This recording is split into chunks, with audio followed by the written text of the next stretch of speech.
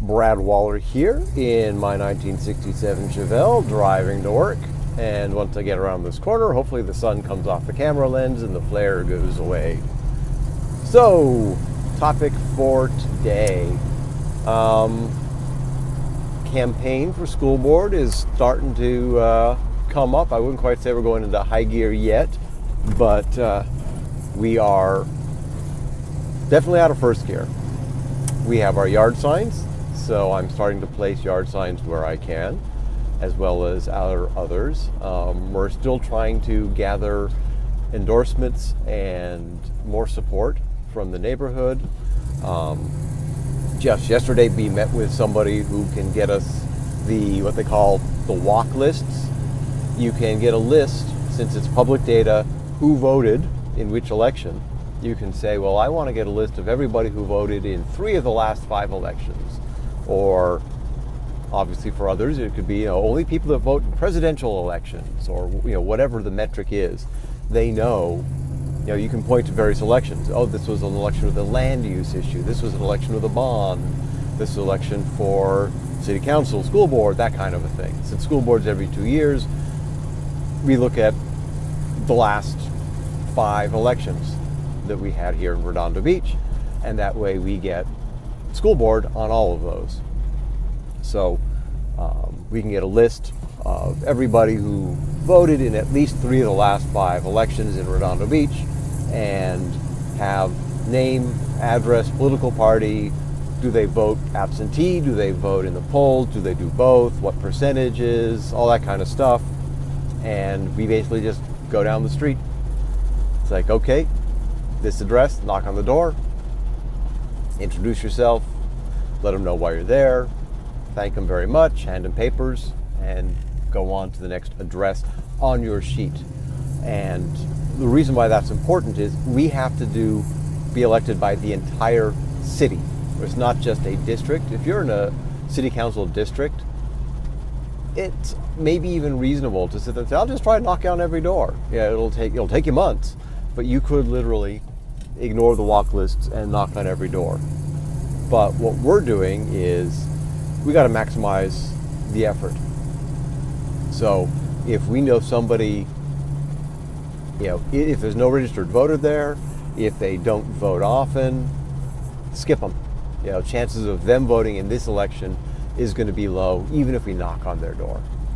The only exception would be people that you can pretty much guarantee. You say, look, you need to go out and vote, do it for me, and they'll probably do it.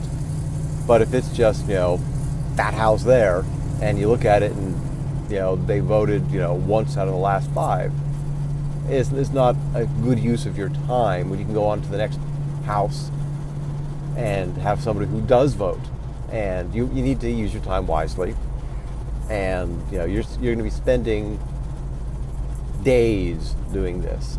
When I do it, I think I average somewhere around 10 miles of walking when I walk the neighborhoods. I've done it for other people running for election. I've done it for bond measures. So I've done this a bunch of times. And yes, it is, potentially a 10-mile walking day. Up one block, down the other side of the block. Go over, up one side, down the other side. Go over, up one side, down the other side. And just, 10 miles, as the crow flies, it's like I only did 15, 20 blocks. But it's because you're going up and back on driveways and knocking on doors, then going over to the next one and going across the street and all that. It goes. So we should have our walk lists ordered. We will have those pretty soon. The same guy also has a print shop, and we may get our door hangers, which are the things you leave for the people that you miss, or you just hand it to them when they answer the door. They say, oh, you have a door hanger and you have a walk piece. It's like, well, why have 2? We'll just give them the door hanger. I guess I've done it some elections where there's been a door hanger only, some where there's been a walk piece only, and you just sort of shove the walk piece, into the side of the door frame so it sticks or something like that. And then, of course, this guy also has a bulk mail permit, and they can do mailers. And in a general election, you would do 2 or 3 mails out there.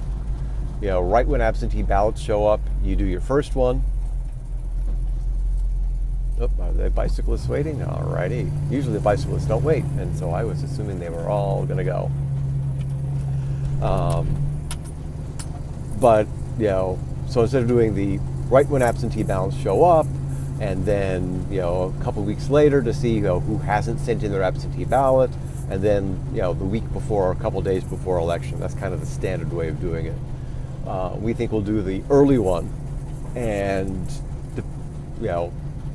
see how things feel. If it looks like the other guy still isn't spending money and doesn't have signs and isn't pushing things, we don't hear rumors about, vote getting out and all that kind of stuff, we may just rest. Because, as you know, as a voter, it can get really annoying having mailer after mailer after mailer show up. So if we're considerate and we only mail once, maybe twice, we're not going to annoy the voters. And my time is up. I'm here at work, and instead of having you see me back into my spot, I'm out of here. Bye.